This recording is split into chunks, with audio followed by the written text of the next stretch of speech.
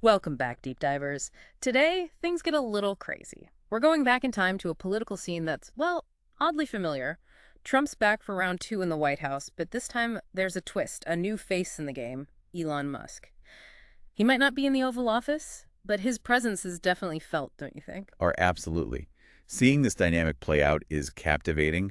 A tech giant stepping onto a stage usually reserved for, career politicians, that's something else. It's turning heads, for sure, and that's why we're diving into a collection of news stories and social media posts. They capture this whole tense vibe perfectly. Think a near government shutdown, Musk going on a social media spree, Trump's blast from the past ads, and even a couple of bizarre moments caught live from a Phoenix rally. Get ready, because this deep dive is about to get interesting. You got it. This deep dive is especially juicy because it could impact, well, everything. From decisions on policies to the future of the GOP itself. We're unpacking all of it and then some. Perfect. Let's kick things off with this almost government shutdown. There's a spending bill, bipartisan, ready to be signed, but then boom, Musk throws a wrench in the works. Yeah, him derailing that bill, that was a big deal. He didn't just disagree. He actively campaigned against it. Used his platform on X, that's Twitter for those still catching up, the one he owns, and he really cranked up the pressure. No kidding. Over 100 posts on X, all about his issues with the bill. Talk about a focused attack. It's like he's flexing, showing he's got the power to get what he wants. Makes you wonder, is this the new way policy is going to be made? It does raise some questions about, the changing face of power in politics. You have this private citizen with the ability to sway decisions directly. That's not something you see every day. Not at all. And the Democrats, they're eating it up. They even started calling him President Musk, like he'd somehow staged a takeover. Yeah, even though it's a joke, it kind of shows how people see the power shifting. Musk's wealth, control over X, it's a huge stage, and he's using it. Makes you think about how traditional power structures are being, well, challenged. Absolutely. And let's not forget about the GOP. They're feeling the heat. Someone like Musk potentially shaping policy, maybe even shaking their hold on things. That's got to be nerve-wracking. Right, there's definitely some anxiety in the GOP ranks. See, Musk being all about fiscal responsibility, it could mean a shift within the party. It's actually closer to classic conservative economics, something they've kind of pushed aside lately. So are we looking at a potential split in the Republican Party? Those on Musk's side with the whole fiscal conservatism thing and those sticking with Trump's way? It's possible. Donald Trump Jr. even voiced concerns about the media trying to create a rift between his father and Musk, so it's a touchy subject. How will this all shake out? Will Musk embolden the fiscal conservatives? Will we see more policy clashes, more power struggles? Who knows? We'll have to wait and see. You can bet the Democrats are watching this unfold with a mix of, well, amusement and concern. They might enjoy seeing the Republicans squirm, but Musk's potential to disrupt their plans, that's got to be on their minds. Exactly. The Democrats know Musk could reshape the game in ways they might not like. Another wrench in the machine, another layer of complexity added to an already intricate system. It's like we're watching a high-stakes chess match, everyone trying to guess the next move. But speaking of chess, let's not forget about the king himself. Trump's back in the White House, and he's not exactly keeping a low profile. He even addressed this whole President Musk thing head on. Oh yeah, at that Phoenix rally, he made it clear he hadn't ceded the presidency to Musk. Even pointed out that whole Constitution thing, Musk can't hold office because he wasn't born here. Right, but then he pulls a 180 and appoints Musk to lead a new office, all about slashing government costs. That's a lot of trust in someone who, well, just blocked a major spending bill. It's a strange pairing, that's for sure. But it suggests Trump sees something in Musk, maybe a valuable ally, definitely a partnership to keep an eye on. And just to add fuel to the fire, you've got Senator Mullen, Republican from Oklahoma, backing Musk up. He says Musk, as a private citizen, has every right to speak his mind and try to influence things. And that's where things get really interesting. It highlights this tension between how politics usually works and the growing influence of people like Musk, those operating outside the system. Exactly. It's like everyone's figuring out the rules of a new game, and the stakes are incredibly high. One thing's for sure, though. Trump is still calling the shots, at least for now. And he's already making moves, announcing new things like that anti-drug ad campaign that's all over the news. Pretty intense stuff. Oh, yeah. That campaign, he's not holding back. Think images of ruined teeth from fentanyl. A pretty stark warning. Classic Trump, using powerful visuals to get his point across. And he's not ignoring foreign policy either. Remember that campaign promise, ending the war in Ukraine? Well, he's already saying Putin wants to meet as soon as possible to talk it over. Bold move, that's for sure. Yeah. It shows he's still set on closer ties with Russia, still believes he can broker a peace deal. High risk, high reward, only time will tell if it works. And then there's the Panama Canal situation. Trump threatened to take control because he thinks Panama's overcharging.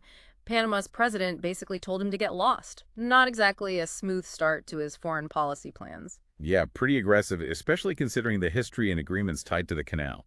It's a reminder Trump's approach to foreign policy. It's, well, let's just say unconventional. Okay, we've covered a lot, but let's switch gears a bit, talk about something a little lighter. We've got to touch on some of the, shall we say, odder moments from that Phoenix rally. Oh, there were definitely a few of those, yes. Like that awkward moment with Ted Cruz. Trump couldn't find him on stage. Even joked that Cruz was in trouble. And then there was that weird noise he heard during his speech. Seemed to spook him pretty good. Right. And knowing his past experiences, that reaction makes sense. But it's those unscripted moments that give you a peek behind the curtain. Yeah. See the person beyond the persona. Absolutely. Reminds us that even with all this political drama swirling around, we're still dealing with people with their own quirks and vulnerabilities. Okay, let's shift focus back to Musk, what he's doing, and what it might mean for the GOP going forward. Yeah, we'll also look into Trump's agenda for this second term, what it could mean for the whole political landscape. So Musk and his little power play. Yep. Let's unpack that, especially his role in that near government shutdown. It was wild, right? A private citizen, that much influence, it was a lot. What do you think his motivations were? Well, from what he said and did, it seems like his main worry was government spending.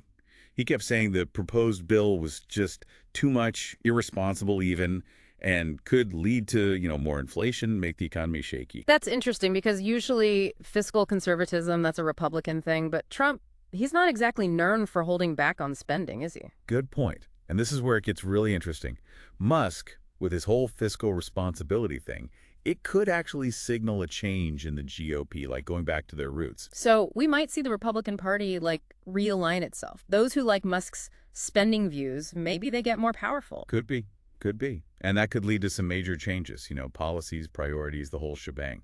Imagine a GOP that's all about shrinking the deficit, making the government smaller. Pretty different from what we've seen lately. Big time. And what about the Democrats? How are they taking all this? On the surface, they seem to be enjoying the GOP's little internal drama.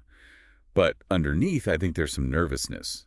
They realize Musk, he's unpredictable, a wild card, his influence, it could go anywhere. Right, because he's not tied to any party, any ideology, really. A free agent makes him powerful, but also maybe a little dangerous. Exactly. You can't control him, can't predict him.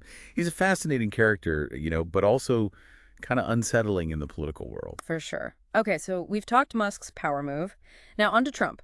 Round 2 in the White House. He's not wasting any time, is he? Starting with that Phoenix rally. Oh yeah, that rally. Pure spectacle.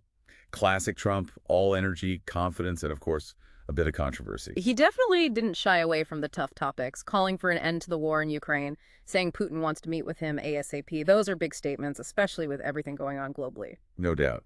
It's like he's still holding on to that belief that he can negotiate with anyone, even, enemies.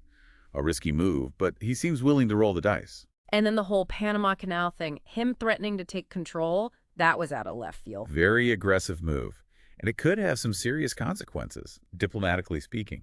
Shows he's willing to challenge the status quo, assert America's dominance, even if it ruffles some feathers. And he's not afraid to ruffle feathers back home either. That new anti-drug ad campaign, those ads are pretty intense. They're definitely meant to get your attention. It's that classic Trump style, strong visuals, emotional appeals, all to hammer home his message. It'll be interesting to see if it works, especially with younger folks who might be less receptive to that kind of thing. It feels like we're in a new era of political communication, all about social media, grabbing attention in this chaotic online world. Yeah, I think you're right. The way we take in information, it's changed completely. That's bound to affect how politicians talk to voters. Okay, so we've got Musk's influence, Trump's agenda, but let's get back to this weird relationship between them. You don't see a tech billionaire and a president teaming up every day, even if it's unofficial. It's a fascinating dynamic, that's for sure. And potentially explosive. Both of them, incredibly ambitious, driven, and they both kind of disregard the usual rules. Do you think it's a real partnership, or are they just using each other to get what they want? Tough to say, really. Maybe they genuinely respect each other or see the value in working together, or maybe they're both playing the long game, their own goals coming first. And if that's the case, could it all blow up? What if their egos clash or their aims go in different directions? Definitely something to think about. Imagine what happens if Musk turns his platform against Trump, or if Trump feels threatened by Musk's growing influence. It could tear the political landscape apart. It's like we're watching a reality show, but it's real life. The drama, the secrets, the unexpected twists and turns, it's all very engaging, but also potentially very destabilizing. That's a good way to put it. It's entertaining, but also a little worrying. It makes you think about power, influence, accountability, all those big questions, especially in this century. All right, so we've looked at this whole Trump-Musk thing from every angle, but let's step back for a minute. What does it all mean? This unusual team, the power shift, what does it mean for American politics down the road? That's the million-dollar question, isn't it? Hmm. We've already seen how much influence Musk has. Derailing that spending bill, rumors about his involvement in other policies, it makes you wonder, are we seeing a new kind of power structure forming? One where the old rules of politics are being challenged by people with, well, a ton of money and tech influence. It's almost like, I don't know, a shadow government operating outside the usual checks and balances. Wow, that's an interesting way to think about it. And it brings up some big questions like transparency and accountability. If Musk is really shaping policy, shouldn't everyone know? Shouldn't there be ways to make sure his influence is, responsible, ethical? That's a good point. And what about conflicts of interest? Musk's got his fingers in so many pies, space travel, electric cars, the whole nine yards. How do we know those aren't affecting his political moves? That's crucial, absolutely. We need safeguards to prevent, someone abusing their power, to make sure decisions are for the good of the country, not just for personal gain. And it goes beyond just Musk, right? This whole situation, it raises bigger concerns about money and technology in our democracy. If people like Musk can just buy influence, dictate policy, what does that mean for the average person's vote? Does it even matter? Now you're hitting the core of our democratic system. One person, one vote, that's the foundation. Yeah. But if money and access are what really determines power, then we risk creating a system that only benefits the wealthy, the connected, pushing everyone else further down. So are we heading toward a future where elections are just like a bidding war? Who's got the deepest pockets wins? This is a scary thought, but one we can't ignore. We have to find ways to strengthen our democracy, make it resistant to undue influence, no matter where it comes from. It's really shaken things up, not just in Washington, but within the Republican Party, too.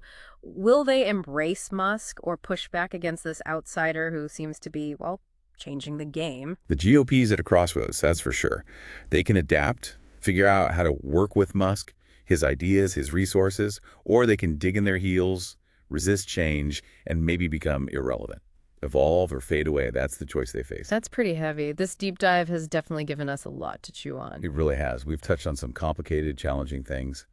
But these are the conversations we need to have if we want to protect our democracy, make sure everyone's voice is heard, everyone's interests are represented fairly. Well said. And on that note, it's time to wrap up this episode of The Deep Dive. But don't stop here. Dig into the source material we've shared, look at different viewpoints, and make up your own mind about this crazy, ever-changing political scene. Thanks for joining us.